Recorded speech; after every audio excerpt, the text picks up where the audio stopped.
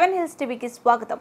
గంగమ్మ దేవస్థానానికి కేటాయించిన స్థలాన్ని ఆక్రమించిన వారిపై చర్యలు తీసుకొని తమకు కేటాయించాలని తవణంపల్లి మండలం మడవనీరి గ్రామానికి చెందిన దళితులు చిత్తూరు జిల్లా కలెక్టర్ కార్యాలయంలో ఫిర్యాదు చేశారు. ఈ సందర్భంగా దళిత నాయకులు మునస్వామి రాజకుమారులు మాట్లాడుతూ సుదీర్ఘ కాలం నుండి పూర్వీకులు గంగమ్మ అమ్మవారికి పూజలు నిర్వహించి పొంగళ్లు పెట్టుకునే స్థలం ఉందని తెలిపారు. ఆ స్థలాన్ని అదే గ్రామానికి చెందిన పార్థసారథిరెడ్డి ఆక్రమించుకుని పెంచింగ్ వేయడంతో సాంప్రదాయంగా నిర్వహించే గంగమ్మ జాతరను నిర్వహించలేకుండా ఉన్నామన్నారు.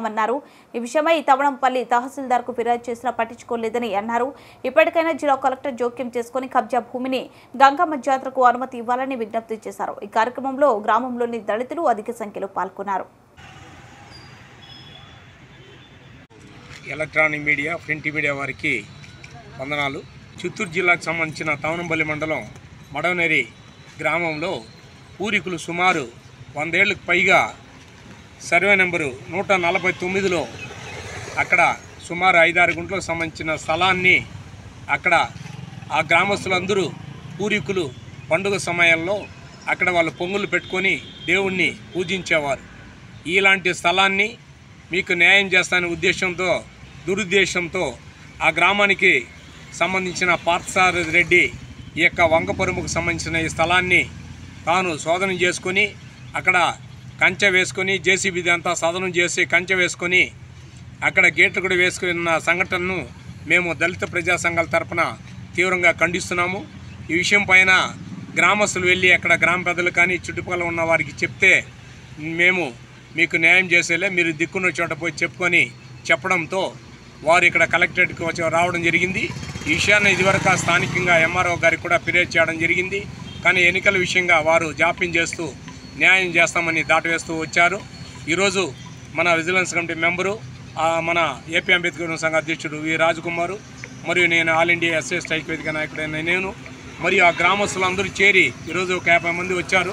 మడవనేరి గ్రామస్తులు వారందరితో ఈరోజు డిఆర్ గారితో కలిసి మేము వినతి పత్రాన్ని ఇచ్చి జిల్లా SC ST vigilance monitoring committee సభ్యుడు నా దృష్టికి రావడంతో నేను స్థానిక నాయకులంతా కూడా ఒకసారి గ్రామంలో ఏం జరిగిన విషయాన్ని తెలుసుకొని క్లుప్తంగా ఆ విషయాన్ని జిల్లా ఉన్నతాధికారి దృష్టి కూడా తీసుకురావడం జరిగింది. ఇలాంటి సంఘటనలు జిల్లాలో అనేక ప్రాంతాల్లో ఇంకా ఇప్పుడే ప్రారంభమవుతా ఉంది. ఎస్సీ ఎస్టీల పైన జరిగే దౌర్జన్యాలు, దాడులు, ఆఖరికి గుళ్ళు కూడా పూజ చేసుకునే స్థలాలు కూడా కబ్జాలు చేసిన నాయకులు చేసి వాళ్ళని గ్రామాల్లో కూడా లేని పనులు లాండ్ ఆర్డర్ ప్రాబ్లం క్రియేట్ చేసి దీనివల్ల శాంతి భద్రత విఘాతం కలిగిస్తున్నారో తక్షణమే అధికారులు వెంటనే స్పందించి ఎవరైతే ఆ విధంగా ఇబ్బంది పెడుతున్నారో ఆ స్థలాన్ని ఫిషింగ్ ఇవన్నీ వేసి వారిపైన ఎస్సీ ఎస్టీ కేసు కింద నమోదు చేసి వారిపైన కఠినమైన చర్యలు తీసుకొని యథావిధిగా గ్రామస్తులకి న్యాయం చేసి వారి ఈ ఉత్సవ పండుగలను కూడా గంగమ్మ జాతర ఉత్సవం చేసుకునేదానికి అవకాశం కల్పించాల్సిందిగా జిల్లా యంత్రాంగాన్ని నేను కోరుతా ఉన్నాను. ఇసుక రీచ్లలో ఎలాంటి త్రవ్వకాలు చేసేందుకు ప్రభుత్వం అనుమతులు ఇవ్వలేదని జిల్లా జాయింట్ కలెక్టర్ శ్రీనివాసులు పేర్కొన్నారు. చిత్తూరు జిల్లాలోని 14 ఇసుక రీచ్ల పరిధిలో ఆయన ఆకస్మిక తనిఖీలు చేపట్టారు. జిల్లాలోని 14 రీచ్లకు సంబంధించి గడువు పూర్తయినందున ప్రభుత్వం ఇప్పటి వరకు తిరిగి అనుమతులు ఇవ్వలేదని అన్నారు. కొంతమంది ఫిర్యాదుదారులు జిల్లాలో అక్రమ ఇసుక రవాణా జరుగుతుందని తెలపడంతో ఇసుక రీచ్లను తనిఖీ చేయడం జరిగిందన్నారు. ఇప్పటి వరకు 7 రీచ్లను పరిశీలించామని, మిగిలిన వాటిని కూడా తనిఖీలు నిర్వహించి ప్రభుత్వానికి నివేదిక సమర్పిస్తామన్నారు. ఈ కార్యక్రమంలో చిత్తూరు ఆర్డీఓ చిన్నయ్య, ఇసుక రీచ్ల కమిటీ సభ్యులు తదితరులు పాల్గొన్నారు.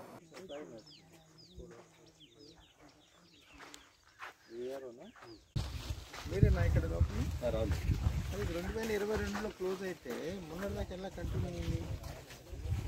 2022లో లీజ్ అయింది సార్. మొన్నటిదాకా ఎలా కంటిన్యూ అవుతుంది? వెళ్ళకుండా కోడ్ వస్తుంది. అదే అందుకే స్టాండ్ రెండు కరెక్టే తప్పు. ఇప్పుడు డ్యూరేషన్ అయిపోయిన తర్వాత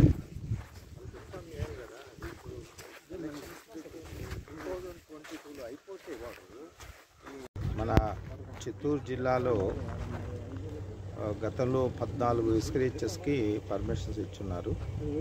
ఈ 14 ఇసుక రీచెస్ కూడా పర్మిషన్ ఇచ్చినటువంటి టైం అంతా కూడా అయిపోయింది. ప్రస్తుతము ఈ 14 రీచెస్ కూడా విజిట్ చేస్తున్నాం ఈరోజు. ఇందులో ఇప్పటికీ దాదాపు 7 రీచెస్ చూడటం జరిగింది. ఎక్కడ కూడా యాక్టివిటీస్ చూసిన వరకు ఎక్కడ యాక్టివిటీస్ ఇప్పుడు ఇసుక తీయటం కానీ ఇలాంటివి ఏం జరగట్లేదు. అది ఎందుకు ఇవాళ విజిట్ చేయడం జరుగుతుందంటే మనకి గౌరవ సుప్రీంకోర్టులో ఉన్నటువంటి దీని మీద ఒక కేసు పడటం జరిగింది. దాన్ని దృష్టిలో పెట్టుకొని వారు ఇచ్చినటువంటి ఆదేశాల మేరకు, అట్లనే రాష్ట్ర ప్రభుత్వం నుంచి వచ్చినటువంటి ఆదేశాల మేరకు డిస్ట్రిక్ట్ లెవెల్లో ఉన్నటువంటి కమిటీ కలెక్టర్ గారి ఆధ్వర్యంలో జేసీ వైస్ చైర్మన్గా ఒక కమిటీ ఉంది. కమిటీలో వేరియస్ డిపార్ట్మెంట్స్ హెడ్స్ ఉన్నారు. వీళ్ళందరి ఆధ్వర్యంలో ఈరోజు ఈ ఇసుక రీచెస్ అన్నీ కూడా విజిట్ చేయడం జరుగుతుంది. ఈ సందర్భంగా చిత్తూరులో ఉన్నటువంటి ప్రజలకు కానీ, లేకపోతే ప్రజాప్రతినిధులు కానీ, లేకపోతే లోకల్ బాడీ సర్పంచెస్ కానీ, ఎంపీటీసీలు వీళ్ళందరూ కూడా ముఖ్యంగా మరి తెలియజేసేది ఏంటంటే, ఎక్కడైనా సరే మన జిల్లాలో అనాథరైజ్డ్గా ఏదైనా ఒక నది కానీ, లేకపోతే ఒక వాగు కానీ, వంక కానీ ఎక్కడన్నా ఇల్లీగల్గా శాండ్ ట్రాన్స్పోర్టేషన్ జరుగుతుంటే దయచేసి అధికారుల దృష్టికి తీసుకురండి. అట్లాగే మీరు కూడా అది అడ్డుకోవచ్చు. ఎందుకంటే మన జిల్లాలో అఫిషియల్గా ఏ ఒక్క రీచ్ కూడా ఇప్పుడు పర్మిషన్ లేదు. గతంలో ఇచ్చినవన్నీ కూడా క్లోజ్ అయిపోయింది, ఎక్కడ కూడా యాక్టివిటీ నడవట్లేదు.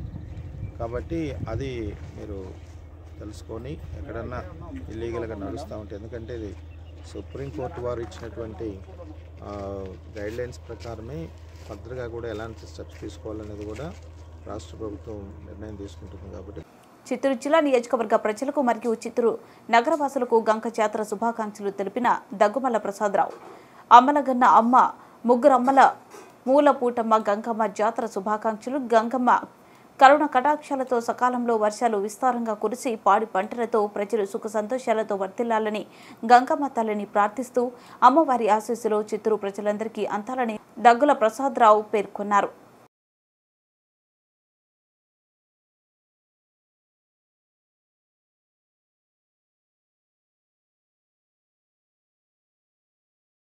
తిరుపతి జిల్లాలో ఎన్నికల్లో ప్రశాంత వాతావరణంలో నిర్వహించామని, కౌంటింగ్ ప్రక్రియ కూడా పండుగ వాతావరణంలో జరుగుతుందని, దానికి సంబంధించిన అన్ని ఏర్పాట్లను పూర్తి చేస్తున్నట్లు జిల్లా కలెక్టర్ ఎన్నికల అధికారి ప్రవీణ్ కుమార్ పేర్కొన్నారు.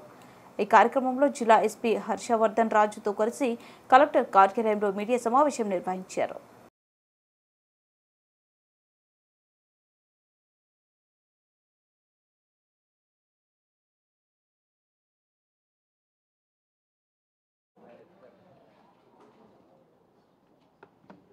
ఉండొచ్చు. So this is one analysis ఇప్పుడు చేస్తున్నాము ఇంకా. అండ్ సత్తివేడు కూడా 85.28% ఉంది, 1.16 తగ్గింది, కానీ it is improvement is also good. So everywhere we focused on ASD list and then accordingly we prevented any kind of malpractices. చాలా చోట్ల క్యాండిడేట్స్, పొలిటికల్ పార్టీస్ కూడా మా దృష్టికి తీసుకురావడం, తర్వాత కమాండ్ అండ్ కంట్రోల్ సెంటర్లో 100% వేవ్ కాస్టింగ్ మానిటరింగ్ చేశాం. Almost 10-11 దాకా వేవ్ కాస్టింగ్ మానిటరింగ్ చేసి ఈచ్ అండ్ ఎవ్రీ పోలింగ్ స్టేషన్లో ఎక్కడ కూడా మాల్ ప్రాక్టీసెస్ జరిగినా జరగకపోయినా ఏదాంటి అన్యూజువల్ ఈవెంట్ ఏదైనా జరుగుతూ ఉంటే వెంటనే మన అక్కడ పోలీస్ స్టేషన్లో ప్రిజైడింగ్ ఆఫీసర్కి కాల్ చేసి, అదేవిధంగా అక్కడ BLOస్కి మాట్లాడి, సెక్టర్ ఆఫీసర్తో మాట్లాడి ఎప్పటికెప్పుడు మానిటర్ చేయడం జరిగింది. సో ఆ విధంగా పోలింగ్ స్టేషన్లో మానిటరింగ్ కూడా ఆ రోజు చేయడం జరిగింది. సో ఇది ఈ విధంగా అయింది. తర్వాత 14వ తేదీ అన్ని 7 అసెంబ్లీ సెగ్మెంట్స్లో EVMs అన్నీ రిసెప్షన్ సెంటర్లో, అక్కడ నుంచి మళ్ళీ రిసెప్షన్ సెంటర్లో కలెక్ట్ చేసుకొని along with all other documents ఇక్కడ ఈ school of engineering and technology Padmavati Mahila Vidyalaya క్యాంపస్లో ఉన్న 7 అసెంబ్లీ సెగ్మెంట్ సంబంధించి స్ట్రాంగ్ రూమ్లో అన్నీ కూడా ఉంచుకోవడం జరిగింది. క్యాండిడేట్స్ అలాగే జనరల్ అబ్జర్వర్ సమక్షంలో సీల్ కూడా చేయడం జరిగింది. తర్వాత ఎలక్షన్ కమిషన్ ఇచ్చిన గైడ్లైన్స్ ప్రకారం ఈ లిస్ట్ కూడా అందరికీ తెలుసు, బికాజ్ క్యాండిడేట్స్ వాళ్ళు, ఏజెంట్స్ వాళ్ళు కూడా ఉన్నారు, వాళ్ళ సమక్షంలోనే సీల్ చేశాము. ఇందులో డిఫరెంట్ రూమ్స్ ఉన్నాయి. విశ్వేశ్వరయ్య బ్లాక్లు ఉన్నాయి కొన్ని, తర్వాత కొన్ని KL రావు బ్లాక్లు ఉన్నాయి, CV రమన్ బ్లాక్లు ఉన్నాయి. ఇట్లా ఏర్పాటు చేయడం జరిగింది. C&D స్ట్రాంగ్ రూమ్ కూడా పక్కనలోనే PG బ్లాక్లో ఏర్పాటు చేశాము. C&D EVMs అంటే ఎలక్షన్లో ఉపయోగించకుండా తీసుకువచ్చాము. కొన్ని రిజర్వ్ EVM కావచ్చు, అటువంటి EVMs కౌంటింగ్కి సంబంధం లేదు కాబట్టి ఆ EVMని సెపరేట్ బ్లాక్లో మనం పెట్టడం జరిగింది. కౌంటింగ్ సెంటర్ కూడా అక్కడే ఏర్పాటు చేయడం జరుగుతుంది. ఒక PC, ఒక AC అసెంబ్లీ పార్లమెంట్ సంబంధించి 2 కౌంటింగ్ హాల్స్ ఉంటాయి. సో 7 సెగ్మెంట్స్ కాబట్టి 14 కౌంటింగ్ హాల్స్ ఉంటాయండి. అక్కడ దాదాపుగా 90% అరేంజ్మెంట్ ముందే చేశాం. ఎందుకంటే ఈవీఎం స్టోరేజ్ తర్వాత మూవ్మెంట్ కష్టం కాబట్టి అరేంజ్మెంట్ దాదాపుగా 90-95% చేయడం జరిగింది. ఓన్లీ ఫర్నిచర్స్, అదేవిధంగా స్టేషనరీ, కొన్ని లాజిస్టిక్స్ సంబంధించి ఏర్పాట్లు అన్నీ కూడా 3 days బిఫోర్ ద కౌంటింగ్, అంటే 5వ తేదీ 4వ తేదీ, సో 1వ తేదీ దాకా పూర్తి చేస్తాం. లా అండ్ ఆర్డర్ ఇష్యూస్ అటువంటి వాటిలన్నింటిలో కూడా ఆల్రెడీ టికెట్స్ కొన్ని ఆల్రెడీ పోస్ట్ చేసాం.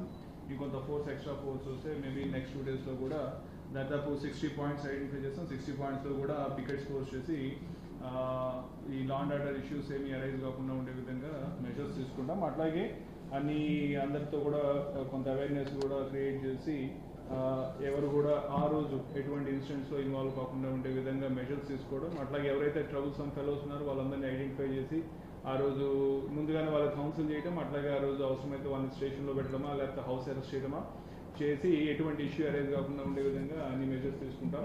సో మనకు ఈ పారామిలిటరీ దానికి సంబంధించి we are getting two more companies. Already నిన్న ఒకటి సిఆర్పిఎఫ్ కాంపోనెంట్ ఒకటి వచ్చింది కంపెనీ, ఈ రోజు కూడా ఒక సిఐఎస్ఎఫ్ కంపెనీ వస్తుంది. దాంతో మనం నెక్స్ట్ కమింగ్ డేస్లో ఈ ఫ్లాగ్ మార్చెస్ కూడా ఆర్గనైజ్ చేస్తాం. ఎక్కడెక్కడ మనకు ప్రభుత్వం కాన్స్టిట్యున్సీస్ ఉన్నాయో అక్కడ ఫ్లాగ్ మార్చెస్ అన్ని కూడా ఆర్గనైజ్ చేస్తాము. పబ్లిక్లో కాన్ఫిడెన్స్ కానీ with respect to law and order చేసే విధంగా అన్నీ చేయడం జరుగుతుంది. ఇప్పుడు సార్ చెప్పినట్లు గంగమ్మ జాతర ఎక్కడెక్కడైతే మనకు ఆల్రెడీ